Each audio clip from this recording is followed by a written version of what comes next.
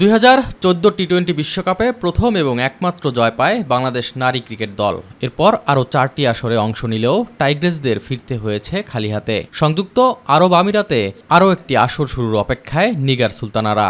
অতীতের হতাশা কাটিয়ে নতুন কিছু উপহারের প্রত্যয় এবার। পুরো টিমের জন্য অনেক অনেক অনেক বেশি গুরুত্বপূর্ণ এই জন্য, কারণ হচ্ছে আমরা গত যতগুলো ওয়ার্ল্ড কাপ খেলেছি এক্সেপ্ট 2014 সালে আমরা কোনো ওয়ার্ল্ড কাপে তেমন বলার মতো কিছু করতে পারিনি। সো আমাদের জন্য এটা অনেক বেশি ইম্পর্টেন্ট এই জন্য যে আমরা চাই যেন এই ওয়ার্ল্ড কাপটা আমাদের জন্য কাউন্টেবল হয় এবং মেমোরেবল হয়। স্কটল্যান্ডের বিপক্ষে ম্যাচ দিয়ে মূল লড়াই শুরু করবে টাইগ্রেসরা।